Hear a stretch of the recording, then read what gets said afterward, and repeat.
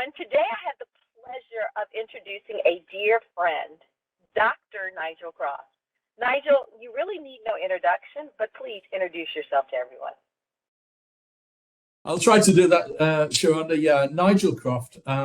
Basically, I've been involved in ISO 9001 primarily from the TC176 perspective for much longer than I care to remember. I first joined TC176 as a Brazilian delegate back in 1995. So I am a staunch believer in ISO 9001. I'm a staunch believer in all the good things that it can do.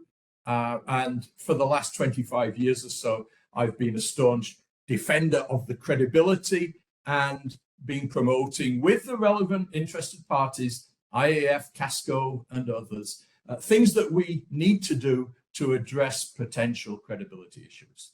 So I guess that's it in a nutshell. There are lots of other things I could say, but I think that's what's relevant here. So, Nigel, I mentioned that you are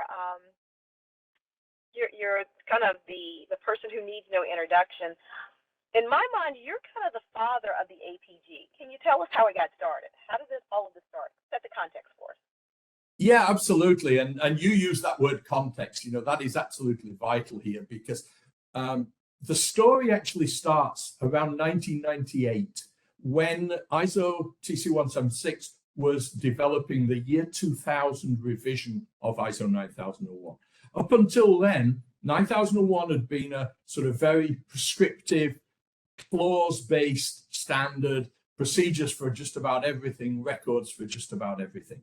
And we recognized at that time, I was leader of the task force that was looking at the implementation and transition to ISO 9001-2000, introducing primarily the question of the process approach, less focus on documentation, more focus on results and so on.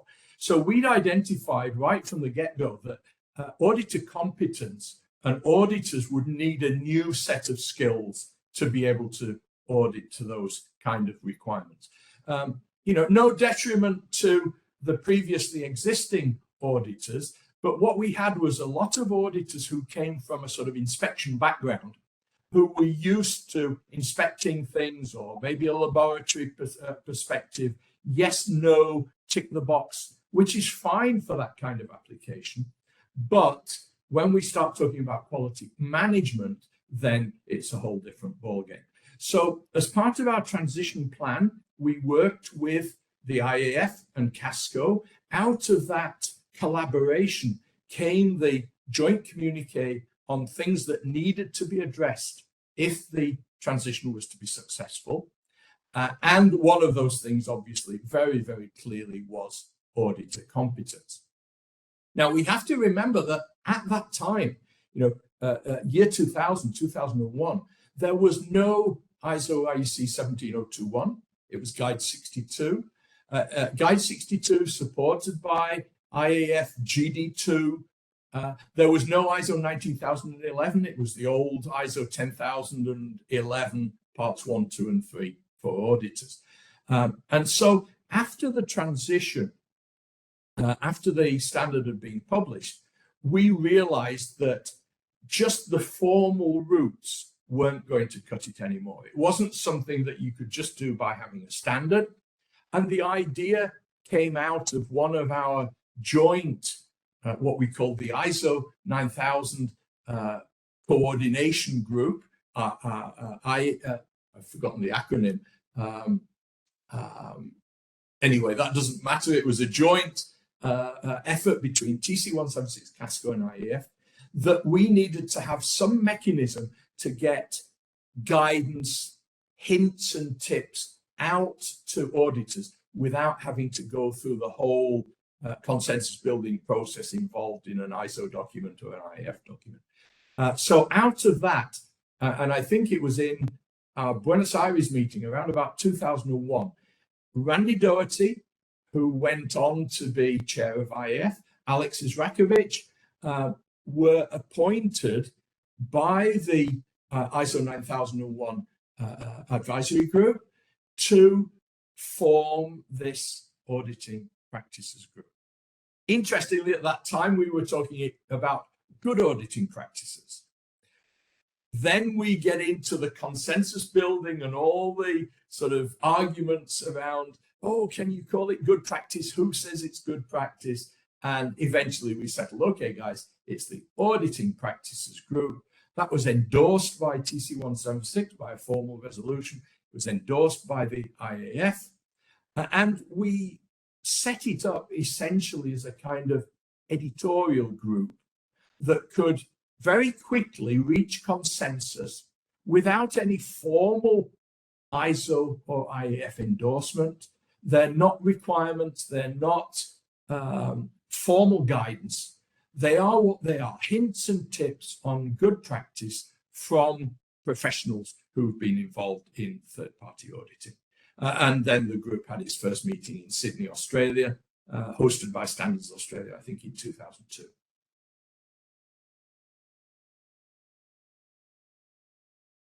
So a question for you, Nigel. You mentioned the IAF a couple of times. You also mentioned a couple of other organizations as well. Now, the auditing practices group, it's not just for professional auditors, though, is it? So why is the IAF important with regard to this?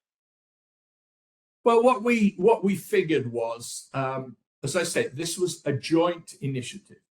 I would say the majority of that initiative came out of TC 176 because we see ISO 9001 and still do as our baby. You know, we put a lot of hard work, blood, sweat, and tears into coming up then and now with what we consider to be a good standard. So we made the running, but, and incidentally, there are a lot of auditors who are members, represent their countries in TC 176 and are quality experts. But what we felt was we also needed the endorsement of the practical folks who are actually going out there and conducting third-party management system audits from the perspective of those who have to implement it. In other words, primarily the IAF, and that's how that alliance came about. Great. So okay, so I know that you've got a lot of friends across both of those spaces, across those who are, well, we say lay auditors and those that are professional auditors. Any great stories you want to share with regard to the APG and the learnings? Well, I think in the early days, we had a very fertile ground because there was nothing. And so we had some really wonderful brainstorming sessions. The meetings were, it was almost like, you know, the famous Skunk Works. It was almost like we were doing stuff underground. And then suddenly people said, hey, this is good stuff. And it got more attention from ISO, from the IAF, as being very worthwhile guidance that is out there. Initially, we piggybacked onto, to keep the costs down because we didn't have remote meetings in those days, we piggybacked either onto an IAF meeting or onto a TC 176 meeting. And we had a lot of fun, you know, no immediate sort of funny stories other than, you know, at least ones that I can count or recount. But we had a lot of fun brainstorming things, and it was interesting to see the very different perspectives we had about things like what constitutes a process-based audit. You know, that was one of the key topics and still is today. You know, how do we move people away from that clause-based mentality that pervades even organizations implementing systems and also the internal and external auditors who are auditing it. I recall, if it's an amusing incident, I'm not totally sure, it caused us a little bit of a headache at the time. One of the first papers was one that I put together on what we originally called value-added auditing. We then changed it to how to add value in an audit, because as soon as we'd published the paper, we got a complaint come in from someone internationally recognized saying, hey, I have the patent or the registered mark for value-added auditing. You can't use that. And so we said, okay, how are we going to do it? Very simple. Change the title of the guidance, and that guidance is still up there today. How to add value in an audit, and it's also complemented by another APG paper, how to avoid giving consultancy. So, in other words, some hints and tips on when does adding value overstep the mark and step into the realms of consultancy. So it's those kinds of sort of hints and tips, pragmatic, practical guidance that I think has made the APG so successful. I was only involved in the early years. I've not been involved directly in recent years, although, of course, I put in my 10 cents worth, whether I'm asked or not, occasionally, as the years go by. I'm laughing because if you know Nigel, then you're going to get at least 15 cents from him. You're going to get more than 10 cents. So Nigel, you talked about those first papers. What do you think is the future with regard to auditing processes? Where do you think this is going to go? Well, I look back again. I look back on those sort of the 20s to 2000s with fond memories, because there was a lot of energy at that time. And together, between the TC176, IAF, and Casco, we put a lot of good initiatives together. ISO IEC 17021 was a recommendation for the ISO 9000 advisory group. There were a lot of things focused not only on auditors, but also things like the expected outcomes, taking the focus away from documentation, documented procedures, evidenced by records, towards processes that are managed,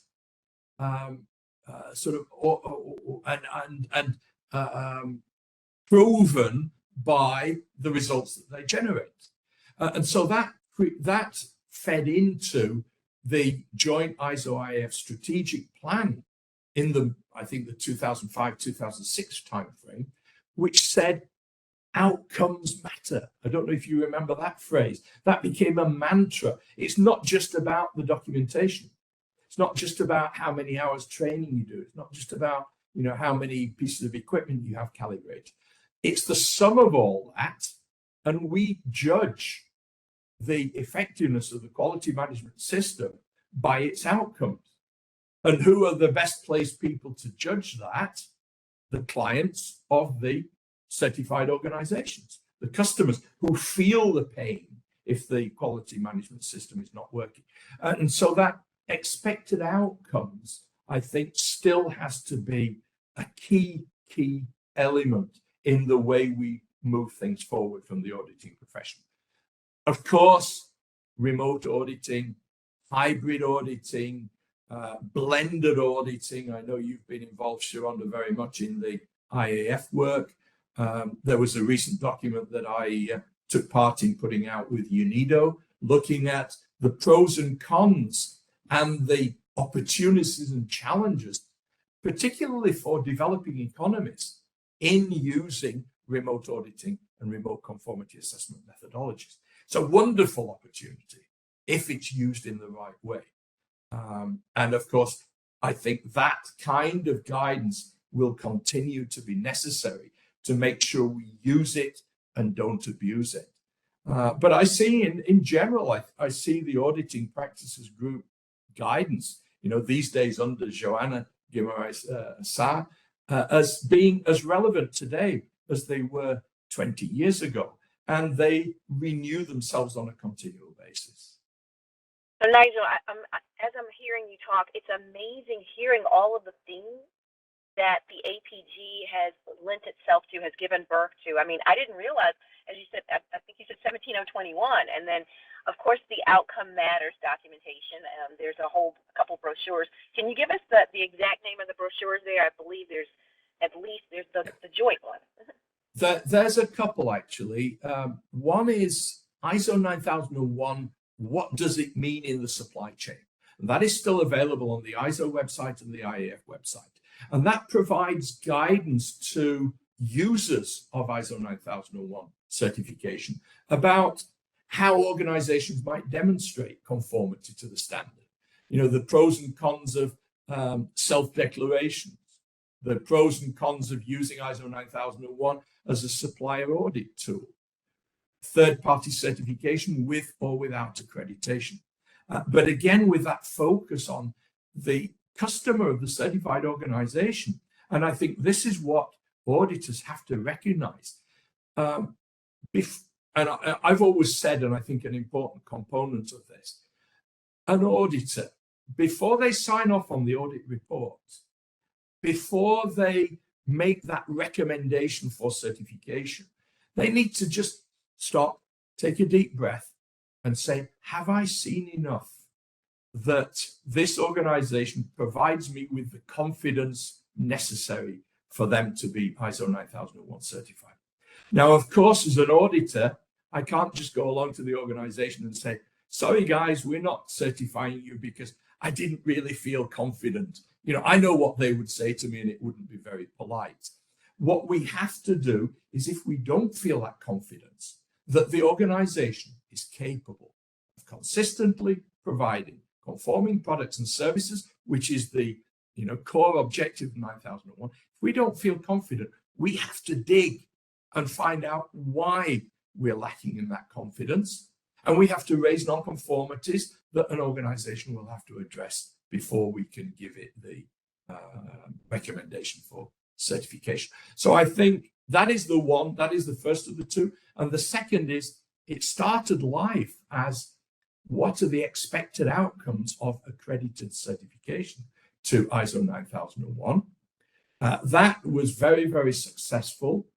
I'm a little bit frustrated, as I think I've mentioned in some recent meetings, that then has got diluted by the many other standards that have tried to sort of jump in to a single document now. And that document is now what is intended for accredited certification for management system standards.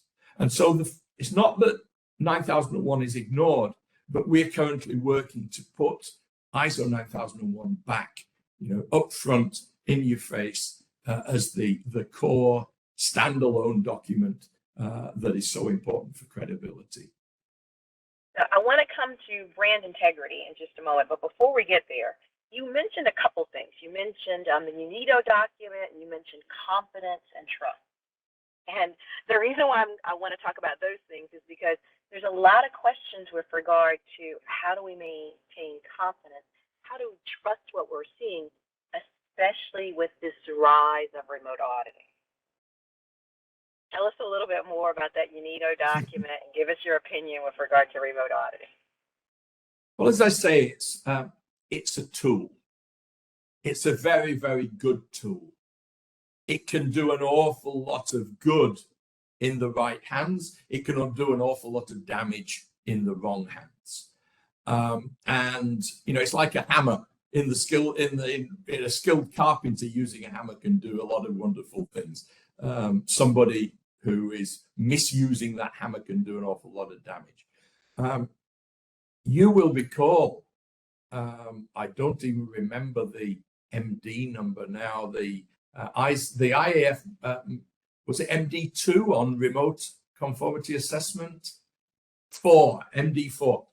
I was involved in writing that document 15 or so years ago, and that was so much guided to limiting, this terrible thing called virtual auditing, that meant that, shock horror, the auditor maybe didn't need to go into the organization and could do things remotely.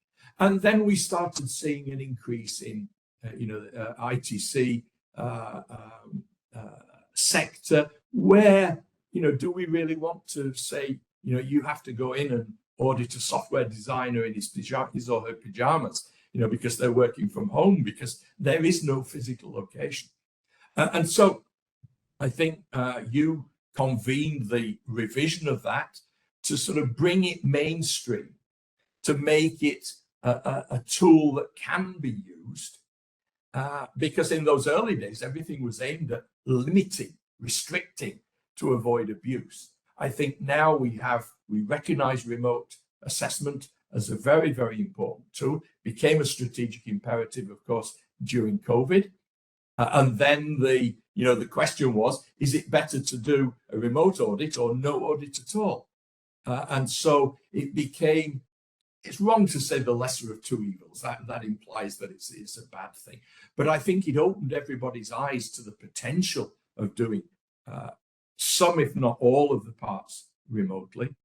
I seem to remember, Sharonda, you took part in the workshop that we ran from UNIDO, United Nations Industrial Development Organization, when we were talking about the pros and cons of remote assessments, remote audits. And so I think now we've come out of the COVID, everybody now talks about blended audits. And it's what I would call the intelligent use of remote assessment as part of the total package of providing that confidence that an organization is actually providing conforming products and services. All right. Thanks, Nigel. And I think the paper that you helped author, again, is the father of many things here. I think it's a UNIDO, it talks about remote assessment in developing countries as well. Exactly, yes. And that's publicly available. So again, just like the APG papers are available, there's a lot of information that's out there that's available, folks. There's a lot of stuff out there for free. And if for Yorkshiremen like me, people joke that Yorkshiremen, they're not mean, but they don't like wasting their money. And so we have a saying in Yorkshire, if it's free, even if it's toothache, I'll take it. So, there's a lot of good stuff out there, free of charge on the internet. Be careful, where you go on the internet. There's an awful lot of garbage out there as well. So what I would say is, wherever possible, go to the ISO website, go to the IAF website to get the information up front, straight from the horse's mouth. Thanks, Nigel. Okay, my last question for you, Nigel, and I'm going to jump on what you said. There's a lot of garbage out there, okay? So thinking about that, and one more thing that you helped create was the Brand Integrity Group.